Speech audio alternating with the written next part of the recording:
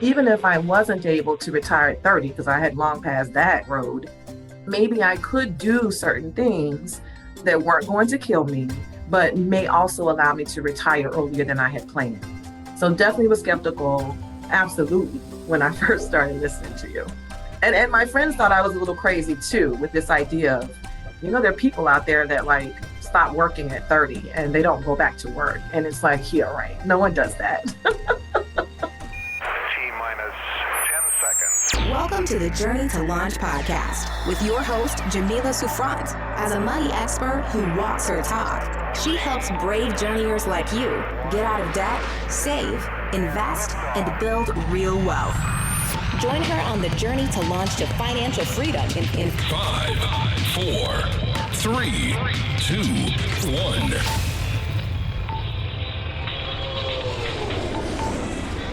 Today's podcast is brought to you by the Side Hustle Pro podcast.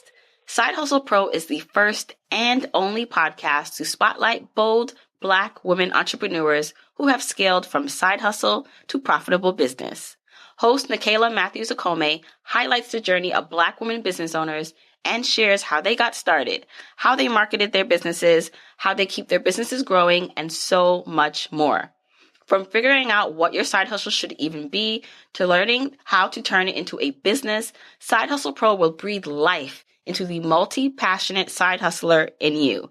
And because the ultimate goal is money and time freedom, hello journeyers, that's what we want. Learning how to start and grow a profitable side hustle is something you should be looking into as a means to get to your financial freedom goals. Featured by the Today Show, Oprah Magazine, Forbes, and Apple Podcasts as a top business podcast, it's a must listen to add to your podcast list. Subscribe and check out the Side Hustle Pro podcast on Apple Podcasts, Spotify, YouTube, and wherever you listen to podcasts. If you want the episode show notes for this episode, go to journeytolaunch.com or click the description of wherever you're listening to this episode. In the show notes, you'll get the transcribed version of the conversation, the links that we mentioned, and so much more. Also, whether you are an OG journeyer or brand new to the podcast, I've created a free jumpstart guide to help you on your financial freedom journey. It includes the top episodes to listen to, stages to go through to reach financial freedom, resources, and so much more. You can go to journeytolaunch.com/jumpstart to get your guide right now. Okay, let's hop into the episode. Okay, journeyers, I'm really excited for this guest because she is literally just like you. She is an actual journeyer. She's a longtime listener of the podcast since 2017, I believe. And she messaged me on Instagram and just was telling me about how much progress she's made with her finances or how she was able to achieve her own version of independence. And I was so inspired by her story. I knew that you just had to hear it. So welcome to the podcast, Leilani. Excited to be here. I just want to talk a little bit about where you were when you first heard the podcast. I love to kind of orient people to kind of the beginning of when you realized that there was this thing called financial independence. Then we could talk about a little bit what you've accomplished and where you are today. And then we'll get into all the juicy details. So you're right. I actually discovered both you and I believe the FIRE movement in 2017. And I was in this place of just discontent with with all of it. It was just a weird place to be in at the time. And I had started, I actually had decided I was going through a self-proclaimed midlife crisis, I believe, when I turned 40.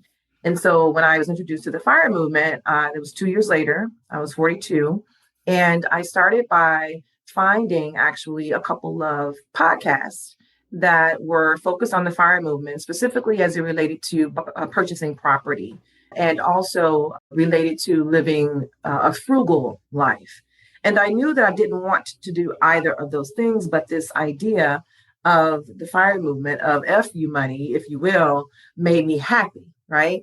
And so I continued to look and read and, of course, ran across a couple of books at the time, I think, where there were a couple of people who had retired at 30 or 40.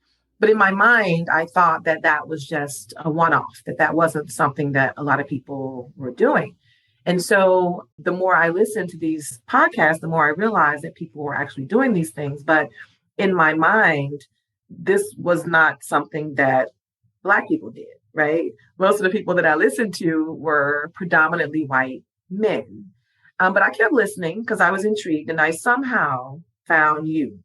And then when I heard your voice, I was like, is she Black? Like I was looking for pictures because I'm like, do Black people do this? Like it was just the first time that I had run across someone who looked like me that was talking about this fire movement thing. I definitely was intrigued. That's kind of where I was, from I guess a mental state when I first started to hear about the fire movement. I knew that I needed to do something different. I just did not know what that thing was. And so, the fire movement had me intrigued. And so now, fast forward 5 years later, I actually was able to leave my job on my 45th birthday. One of the terms I think I picked up on your show, what initially anyway, I was going to do what I was calling a mini retirement. And so I thought that I would leave for 2 years and then I would figure it out and then I'd jump back in or I'd figure out what I was going to do next. And now that I am 2.5 years into this, I am like, I'm never going back. So actually, I think out of boredom and probably partially out of all of us going through COVID, I've started a couple of businesses unrelated. One is really related to my past career and deals with professional coaching. And the other is actually a cocktail experience business. So I'm living my version, I guess, of fire at 47 years old. Oh my gosh. I love it. I love it. And I just think it's beautiful. It's just kind of how I felt when I first found out about the financial independence, retire early movement, the fire movement, was like, this has been around. Like people are actually doing this. Where has this been all my life? And same experience as you. I started to listen to the podcast, read the blogs, predominantly white men, learned a lot, but I was just like, like I'm getting things from this. I know I can get more from this. And I know other people could get more from this if there was just like a different perspective, like a different voice saying it. I love that we can be walking around, right? Like on our paths. And I think we all have this, like the hero's journey. We're all our heroes in our own life. We're on our paths. We're on our journey. And we can continue drudging along, or maybe we're happily walking along. And there's so many other paths that we can take that we don't know that are available, that are maybe like hidden by a bush or like, but this is like this little glimmer, like a little shiny coin. At first it looks like dirt, but you're like, wait, what is that? But you have to let your curiosity, even if you don't believe it, like you're like, that's not a coin, but you're like, you know what? I'm just going to go see if it's a coin. You just have to kind of just try. And I feel like that's kind of what it seems like happened for you. It's what happened to me. I just love it. So I want to get into a bit how you first felt about attempting the journey, because I often get people who email me or message me and they're just like, well, Jamila, that sounds all good, but like I'm in my 40s or 50s. I'm starting late. What you're talking about is for people who are young, who are starting early. And so I can't relate, not for me.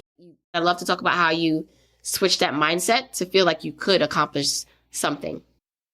Yeah, absolutely. And it's like you said, is that a coin or is it not, right? And so when I found you, I was a little skeptical because I was raising kids that were the age of the target market that I thought that you were focusing on. So, I had kids in their 20s. And so this idea, really living a life where I was taught to believe that I am supposed to go to school, get a job, and actually work that job until I retire. And it's funny because I started my career in banking and I had worked for a particular bank for like 6 years. And I was talking to my daddy's girl all the way. And I mentioned that I had planned to leave this job. Now I had only been there for 6 years. I was very young. And he had major fit. Like, there's no way you're going to leave that job. That job has good benefits. Mind you, I really couldn't afford the healthcare at the time, right? So yeah, they may have had good benefits, but they weren't benefiting me. And I really didn't value retirement at the time.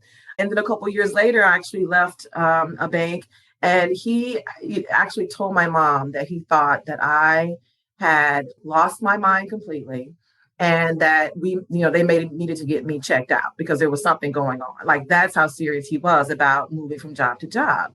And so this idea of actually being able to quit your job, like the stuff that you had worked for all of your years. And, at points of success, I was able to promote myself and I moved up, I made good money. And then I was actually going to like just throw all of that away. Like, what do you mean? No one does that.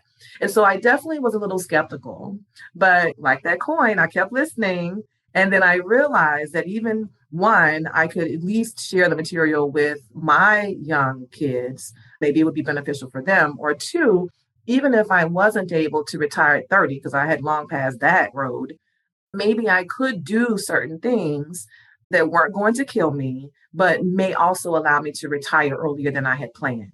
So definitely was skeptical, absolutely, when I first started listening to you. And my friends thought I was a little crazy too, with this idea of, there are people out there that like stop working at 30 and they don't go back to work. And it's like, yeah, right. No one does that.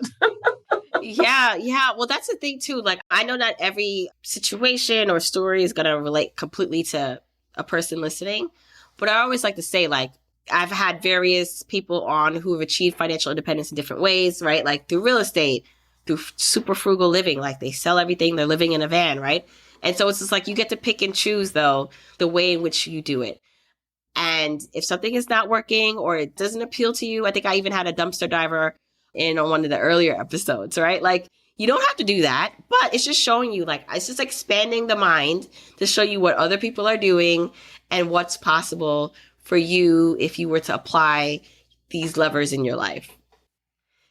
I'd love to kind of talk about where you were in terms of money at this point. So you talked about like kind of having like a good corporate career.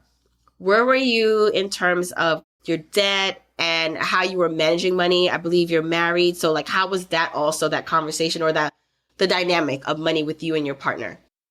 Yeah. So when my husband and I first started dating, it was back in 2003, and we were both divorced. We both had two young kids that we brought along with us. And we also brought along quite a bit of debt considering what we were making. So at the time, I think combined, we had about $50,000 worth of debt, and we probably made $50,000 combined, if that. And we did that for several years. And so we didn't own property. We were renting. We had two car notes. We had the credit cards that I think I had had since I was 18 when the college people made me, sign up for all of them. And so it was crawling out of that debt. And I think by getting through that, which it did take probably until it probably took about 10 years to kind of get out of it, that debt piece of it. But I didn't want to go back to that. So I think when I came into this fire movement thing, I was in a place where I didn't have a lot of debt. We had some, maybe some little small credit card things or whatever. We may have had a car note or something like that, but it wasn't a lot of debt. And I was making probably pretty close to $200,000 a year. And because of fear or whatever it was, probably all of the wrong reasons, but it benefited me. I always had this mentality that something was going to go wrong. So either I was going to get this job and these people weren't going to like me, and so they were going to tell me to go home, or one of us was going to leave our job or lose our job, or someone's going to have medical issues or something. I always had these, this fear, these thoughts about from a financial standpoint, because I'd had people that I knew that had lost their homes, and I just couldn't imagine doing that. And so I lived in this kind of state of fear. But what that did for me is when I was able to advance and increase my income, I continued to a certain degree to live as if I didn't have it. And so I had money that I'll say, unfortunately for me, I just kind of buried away in a savings account again, so I had some risk issues there as well with investing and things of that nature. But I did save and I did stay kind of, below my means of living. My husband, money is not his strong suit. That's not what he does, right? But I appreciate him because he allows me to kind of plan that, like let that be my lane and plan and kind of, do things like that. And I think from the time that we started dating until probably about 2013, we had the debt, and I would keep this little journal thing that I still have, by the way. And it was like my New Year's resolution every year. I would write, how much debt we had, what the assets were. Did we have college savings? anything that I could think about, credit scores that was financially related. And we would sit down and we would go through them, and he would listen to me, but it was like, okay, you go do that, right? I'll make the little money I can make, and then you go figure out what we're going to do with it. And so by the time we had gotten to 2017, we didn't have the debt.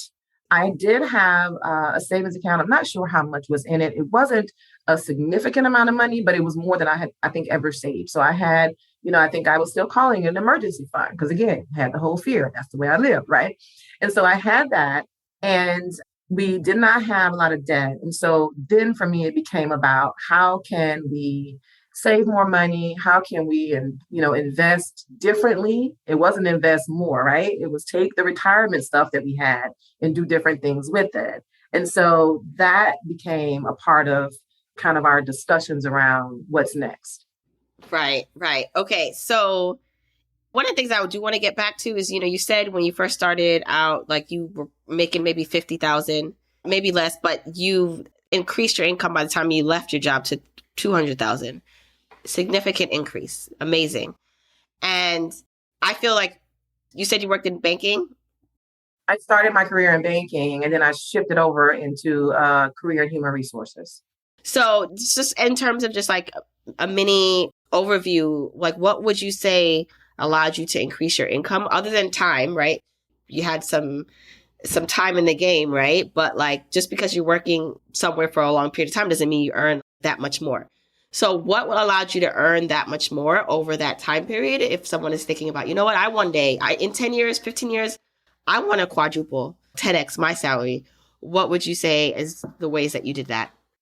So initially, back when I first started my career in banking, it was kind of known then, and I'm not sure if it's still the same now, but you really weren't going to advance much, at least where I was, if you stayed with the same bank. And so I only worked for two banks, but I started by moving around in the bank that I worked. And then I actually moved to a different bank. Now, at the time, the increase probably was like $2,000. It wasn't a lot, but for me, it was a lot, right, at the time. And so I am always curious, and I also bore pretty easily. And so I started working at the bank as a teller. And whenever there was like a low time or anything, I would run across the lobby and sit with one of the senior individuals, like, what do you do? Show me what you do. Like, how do you do that? That allowed me in that environment, when an opportunity came available, for my manager to give me a chance because she saw that I was curious. So that was in that case. When I moved to the other bank, I actually moved up into a manager role. That was my first official management opportunity. And I was lucky enough to have someone take a chance on me who knew me from banking, had never worked with me, but she knew me. She actually hired me as a teller. And then now 10 years later, almost, she brought me into the organization that she worked. She worked in human resources as well. And I think she appreciated that I was able to kind of move around because, I get bored. I can't sit still. And so I started a career there. And I think I continued to do that. I was curious. Yes, I did go back to school. I had a master's degree. That actually came about because I got pissed off because I didn't get accepted to a job that I wanted as a trainer. And so it was like, I'm going to show you, you're not going to be able to tell me I'm not qualified, right? And so I went back to school. But then again, I met this, was reintroduced to this individual who gave me an opportunity. And I think I continue to want to learn, and I continue to do like the certifications. I was active in, some of the organizations. I met individuals who I learned from. And when there were opportunities that came up, the biggest one being I was asked to relocate from where I grew up, knew everyone, to where I am now in South Florida. And it was a lateral move at the time. There wasn't, it was a very small increase and it was a higher cost of living. But after trying to talk myself out of doing it, I decided to do it. My husband was on board and we left. And I think that having both sponsorship and mentorship, so I had people who were helping to kind of guide me along the way. And then I also had people who were willing to speak up for me in a room it allowed me to have that opportunity. And then it just kind of continued from there. But again, I was raised, you got to do, 10 times more to even be able to sit at the table. And so I had that mentality as well. Didn't know that it was going to work out for me. It just did. And, I think that some of that is just being curious. I think some of it is luck. I think some of it is the people who you cross on your journey. I definitely think it's how you treat people. And it just worked out for me. And so those opportunities continue to come. Beautiful. I love it. Thank you for sharing that. And I mean, again, it just reinforces the importance of income. I mean, apart from what allowed you to increase your income, like those characteristics and those traits and the luck and the favor of all that, like that matters. But I feel like the income side of it is so important to where that is where most people should be focusing their energy. Like the expenses and understanding investments are important. That's a part of the puzzle, but I feel like the biggest piece of the puzzle that allows someone like you to reach their goals, someone like me who's reaching their goals, is income. And it's finding ways to leverage your skill sets and to increase them in whatever market you're in, whatever is your lane, so that you can earn the most and then use that money to buy back your freedom, buy your time back. So with that, now that you were earning more money, you said you guys were in a pretty, decent place when you found out about financial independence, but you weren't investing as much.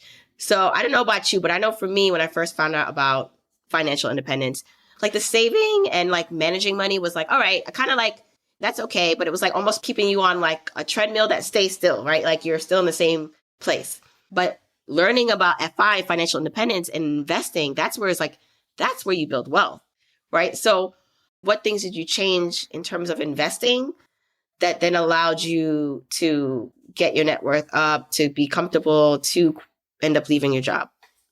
I don't believe that I knew what an index fund was until your show. And that was something that I definitely researched. And again, I did not invest independently, but I was fortunate enough to work for a company that had a pension, profit sharing, and 401k, which in a lot of cases is unheard of, right? But I wasn't doing anything with it. And again, going back to the fact that I was pretty conservative, I don't think that I even allowed them to risk investing in their portfolios, right? So I was, kind of conservative there. And so the index funds kind of helped with that because I felt like it was maybe not as much of a return, but at least it was a little safer, a little bit more return than a CD, which is what I was accustomed to, those certificate of deposits. And so I went in and I started to adjust both my investments in retirement to some of those index funds and also for my husband. The other thing that I did, I'd had a 401k from the time I started working. And again, one of those things you do when you don't know any better. When I left my previous jobs, that money ended up spent somewhere or paying off something. I don't know. I did not reinvest it, but I did have the 401k now. And prior to getting into this whole FIRE mentality, I would sometimes contribute and then sometimes I wouldn't. If there was something that I wanted to do, I would pause it. I never went over the match amount. So if they matched 3%, if they matched 6%, then that's what I contributed. And that was it. And I don't think my husband actually contributed at all to his 401k. And so I actually upped my 401k to 10%, upped his to 10%, and, started to do some of that. The other thing that I did that I know I got from your show was around estate planning. And this was a little later on. This was actually the year before I decided to leave. So it was in 2019. We had a legal service through our benefits. And so, of course, you had to pay for it, but it definitely was cheaper than going out and hiring a lawyer and all that stuff. So I signed up for that benefit that last year and did estate planning. So that was one of the things I did. Not necessarily related to money and investments, but definitely something that I had heard and had talked about, and definitely relates back to financial kind of freedom in my mind. The other thing was my health care account. So we'd always had various plans where you paid more per month, but your premiums were less. And so I always did that. And so this idea of an HSA kind of scared me. And I didn't necessarily want to do that. I had young children and my husband had some medical stuff. And so it was kind of like, I'm going to stay with the safe stuff so that we don't have to pay all this money out of pocket. But I did eventually shift over to an HSA. And so when I left, was able to take that money with me as well and also invest some of that as well. There were a lot of things that were, financial, small steps for me, and again, too, because I was making really more money than I needed, right? Like I wasn't spending it. I was throwing it into a savings account. I actually started to like dump it on my house. So when I first actually, before we relocated here, just to give you numbers, like the first house we bought was like $86,000. And it was 1,500 square foot brick home. I had a nice yard, not in the best neighborhood, but it wasn't in the worst either, right? And I loved my little house, and it was $86,000. And I had refinanced my little house, and my little mortgage was like 800 and something dollars. And my property tax is like $500. Like it was ridiculous. So then when the relocation thing happened and we moved here, I remember meeting with my real estate lady, and I was like, my budget's $100,000. That's it. And she was like, honey, I don't know what you think you're going to get for $100,000, but that's not going to work here. And so the house that we ended up buying was right at $215,000. Now, mind you, I think my income at the time may have been around 60. They told me that I could afford like a $500,000 house. I was like, there's no way I'm doing that. My husband had quit his job. And so we didn't know how long it was going to take him to recover. So it's kind of like, yeah, no, I'm going to get this $215,000 house.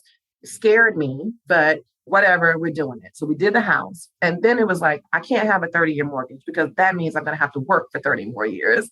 And so what do? And I started to pay principal payments towards the mortgage. And if there were bonus checks or overtime or whatever it was, it went towards paying off that mortgage. So that was another thing that I think I started to do from a financial space after listening in 2017. Wow. So many amazing changes. Now, I want to just give people some episode numbers to go listen to. So episode 141, I did an episode with JL Collins. We talk all about index funds if you want to listen and learn about that.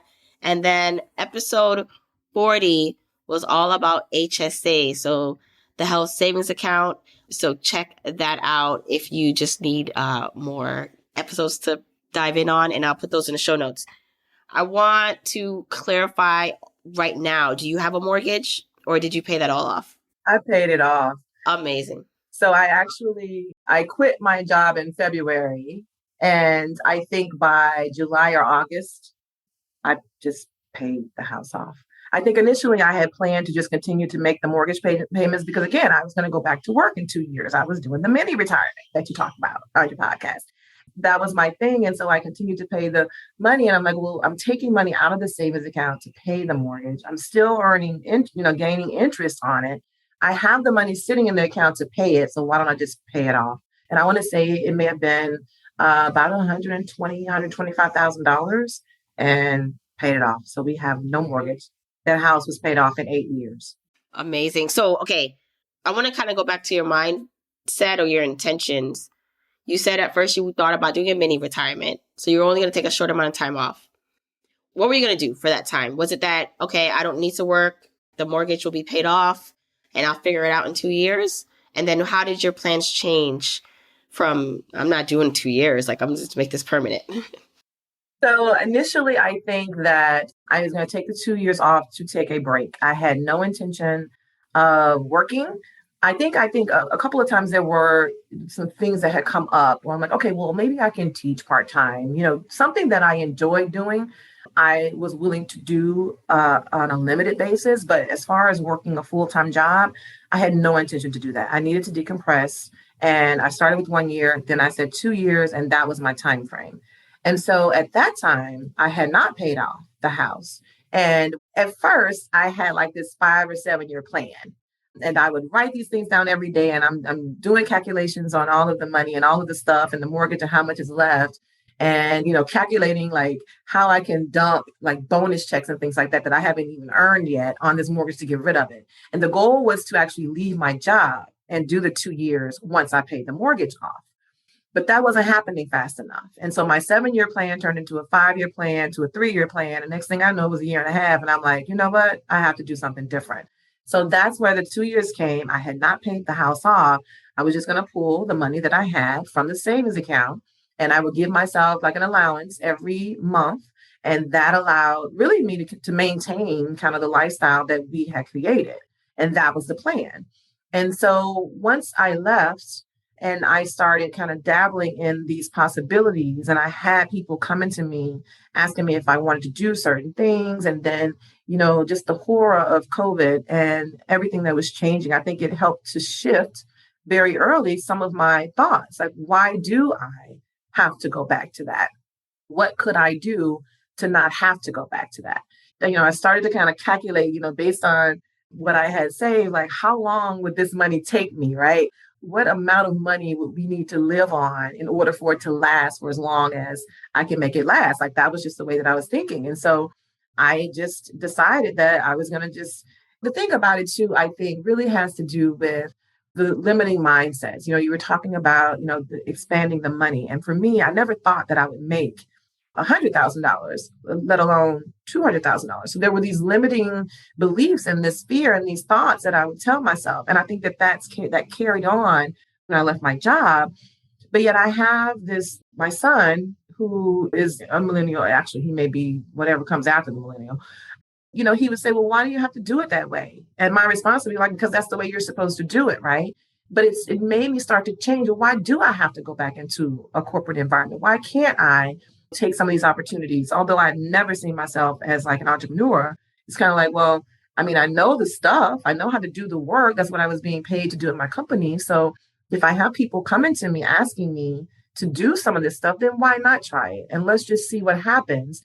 And shifting my mindset to say, well, you are marketable. You can find a job, even if you had to go to Target and push the carts, right? You can find a job to make money and bring in income. And I think once I realized that I didn't have to worry about health insurance because my husband still worked, so we had that, and that I was marketable enough to actually go and get a job if it came to a point where I had to.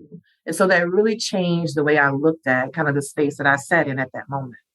Yes. And don't you love, my kids are a lot younger than yours, but I think in general, just a thought occurred to me, like, if you want to know, like, if you have a fixed mindset about something, I feel like present that to like a child or see what a child does with something really mundane that you already, like a paperclip that you have established is just a paperclip. And at a certain age that it's like a million things to them other than just a paperclip. It's a weapon.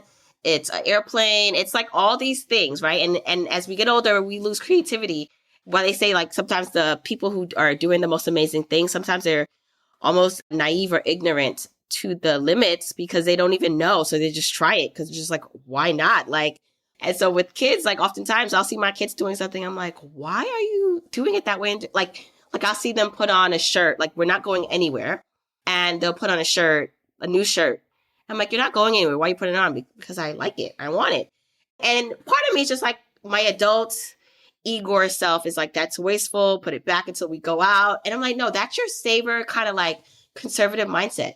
This child is living their best life.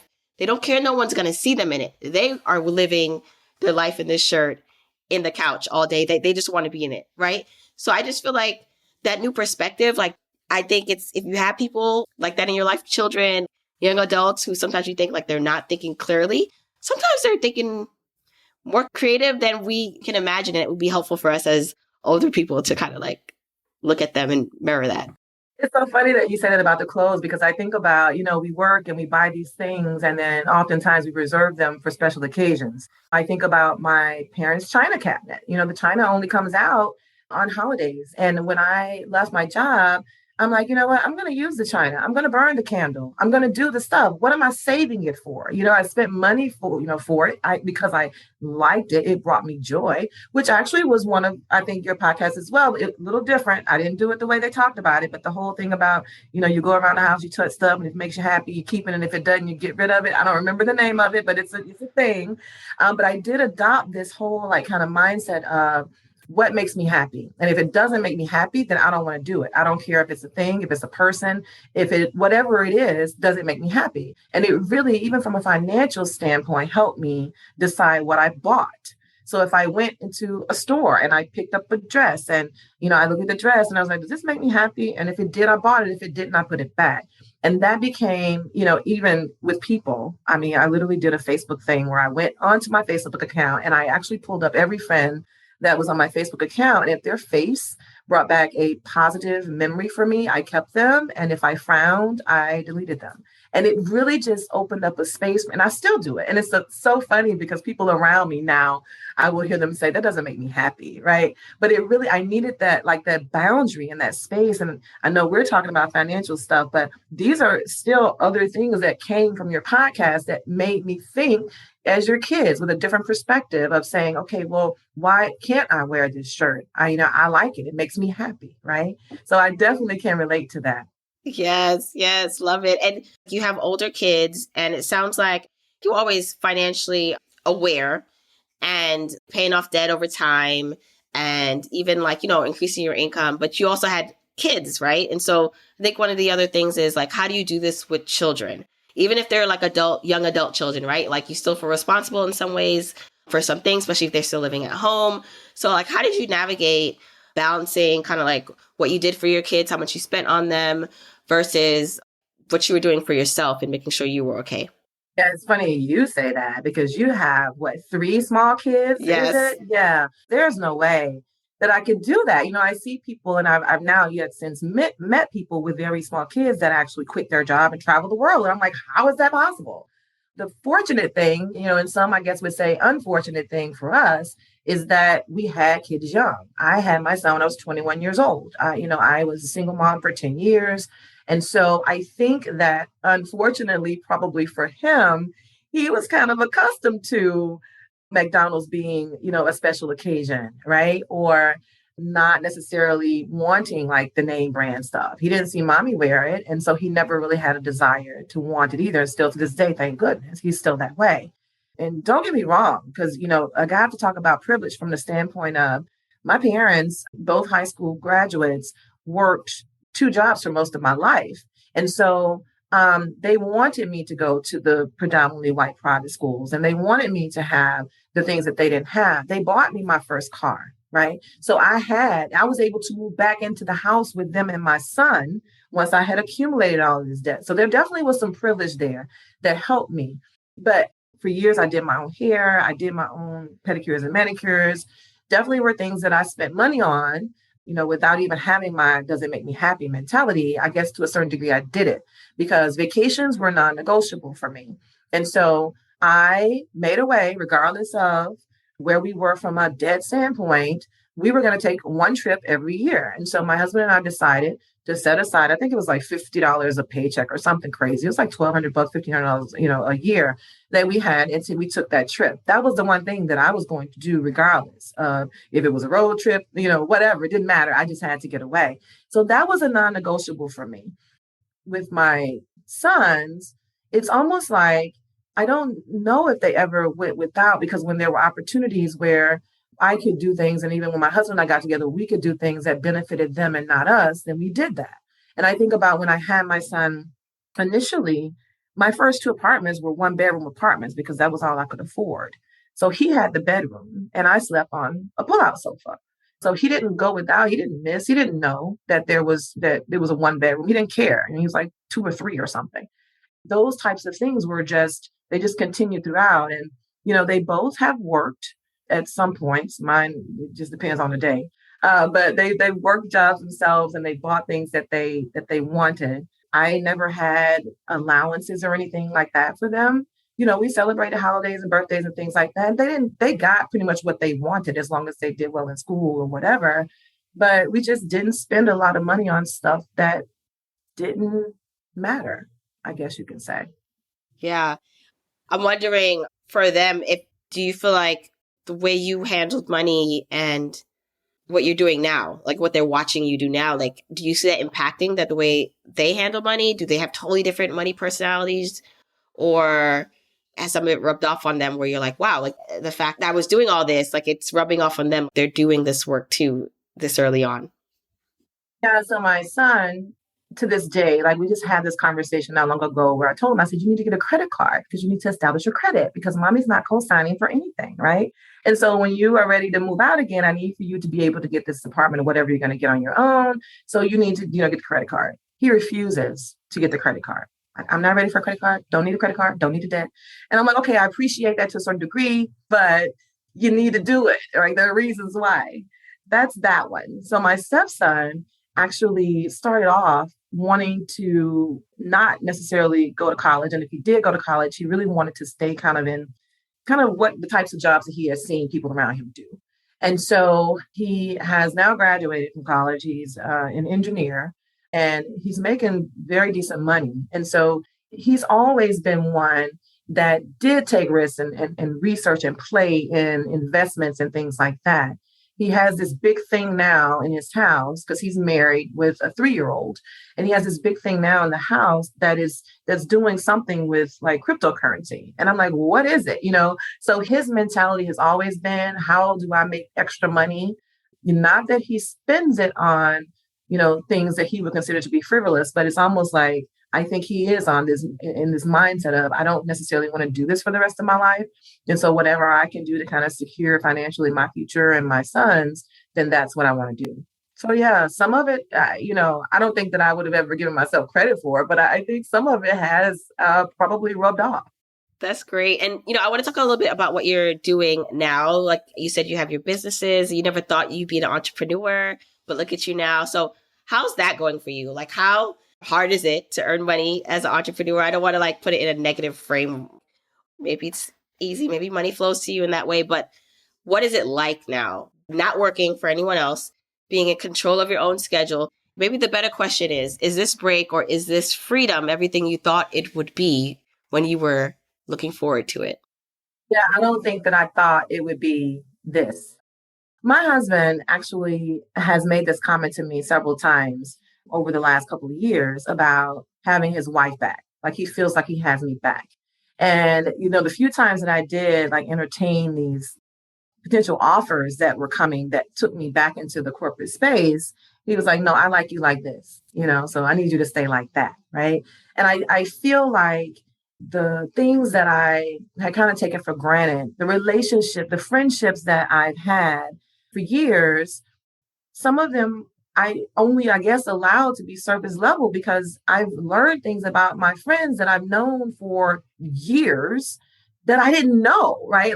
So it's reconnecting and actually really being present and being there and listening and learning. That is just invaluable. And then, with the business, I think my mindset has been and still is and probably will continue to be. I don't have a desire to empire build at this point in my life, right? I don't have small kids. I don't have people that I'm responsible for really at this point in my life. And so it really is more about doing more of the things that I enjoy. And it just so happens that those things could generate income. So the bartending thing was interesting for me because that was one of the things that I wanted to do when I quit my job. I wanted to go to bartending school. Why? I was always the person behind the bar. I would do parties and stuff for people for free. I enjoyed that. I'd rather be behind the bar than doing the small talk stuff because I had to do the small talk stuff at work. I didn't want to do more of that. And so I had people saying to me, well, why don't you think about doing that as a business? You can do that as a business. And I just kind of shook it off, yeah, whatever. And so one day I did a tasting at someone's house, and it was just because we were getting together, and I had a stranger say to me, you need to do this as a business. I would hire you to come do it. Could you do it for me? And that just kind of took off from there. And so I don't like a lot of the social media stuff. So I'm not good with the posting and I don't want to be an influencer or any of that stuff, right? I just want to stay in my place and do the stuff that makes me happy. The same thing for the coaching thing. And this is something that I probably could give, the fire movement credit for as well, because I know you talked a lot about just similar to the estate planning. If there are things that your company offers you, then get them while you're there. Why not? They're there. They're there for you. They're benefits. Use the benefits. You may have said it's something like that, actually. But one of the things that I did, because I always went and did these certifications or these conferences, if you will, that they would pay for us to go to. And so I shifted the conferences to certifications, one of which was a coaching certification, because that was something that I thought kind of came naturally. I've always enjoyed doing it. I just never had been officially or formally trained. And so while there, I launched into this coaching certification. They paid for it. They're still benefiting from it because they've actually hired me to come back and do some facilitating with their leaders. And, I've been doing that now for almost a year virtually, which I love because I don't have to, go in and see the people and do the stuff. I could just get on, do my thing and get out, right? So it really is a beautiful thing. And then bringing that in with things like I've raised butterflies and having the time to spend with that and sitting outside and listening to the birds. And like you said, having your own schedule, being able to say no and not feel bad about it, being able to kind of take the risks and try the things, without the judgment. It is a beautiful thing. Oh my gosh, I'm smiling so hard right now because you just like icing on the cake, raising butterflies. Like, can you imagine that? Like, close your eyes, everyone. Like, how beautiful that is. Like, I'm so happy for you. And I'm so glad that you were able to come on and share more of your story. I feel like it's so inspiring and a testament to being curious. And I always say, if you have a thought, like if you have a desire about something, even if you don't think you can do it, like there's a reason when you desired it, just following sometimes just the immediate steps in front of you. Not maybe you don't know the whole path. And it sounds like that's what you've been doing. So like last question, I would love to know where you are on the financial independence journey. I like to say like the 5 stages, like there's the first stage, the explorer stage. You're just like finally getting to like, stability. The cadet stage, you're getting out of debt. So you're becoming debt free. The aviator stage, you're building your assets up. And then the commander stage, which is the work flexible stage where you can choose what you want to do for work. Doesn't mean you never have to bring another $8 in, but take your time and take breaks. And then finally, the captain stage, the financial independence stage, like you're done. If you wanted to play with your butterflies all day, that's all you had to do. So where are you currently on that spectrum? And where do you see yourself in a couple of years?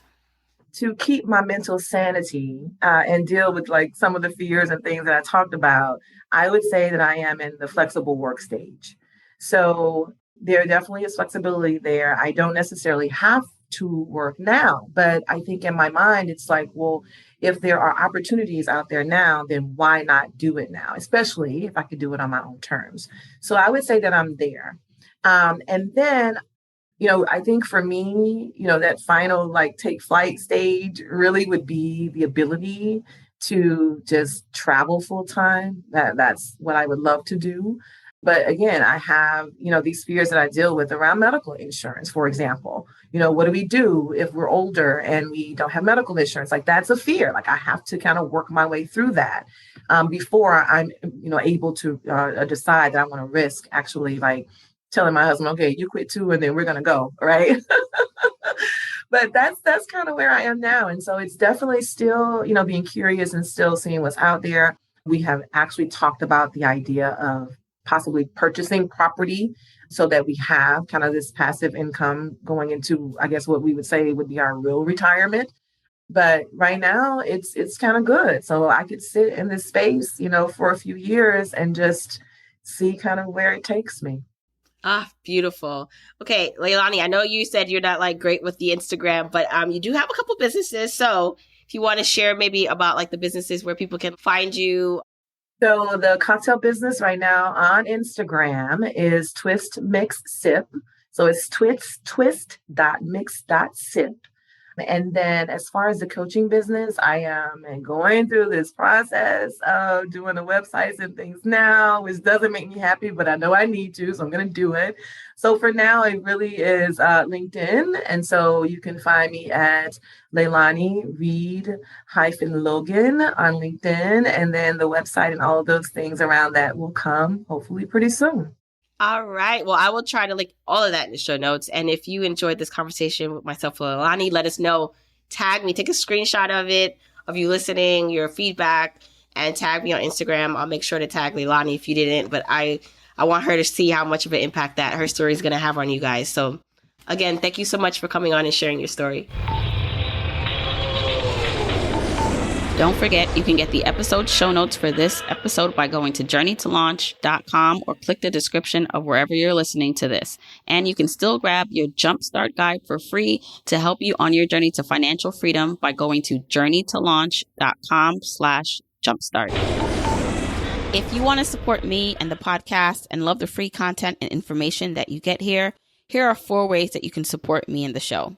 1, make sure you're subscribed to the podcast wherever you listen, whether that's Apple Podcasts, that purple app on your phone, your Android device, YouTube, Spotify, wherever it is that you happen to listen, just subscribe so you are not missing an episode. And if you're happening to listen to this in Apple Podcasts, rate, review, and subscribe there. I appreciate and read every single review. Number 2, follow me on my social media accounts. I'm at Journey to Launch on Facebook, Instagram, and Twitter, and I love interacting with journeyers there. 3, support and check out the sponsors of this show if you hear something that interests you. Sponsors are the main ways we keep the podcast lights on here, so show them some love for supporting your girl. 4, and last but not least, share this episode, this podcast with a friend or family member or coworker so that we can spread the message of Journey to Launch. All right, that's it. Until next week, keep on journeying, journeyers.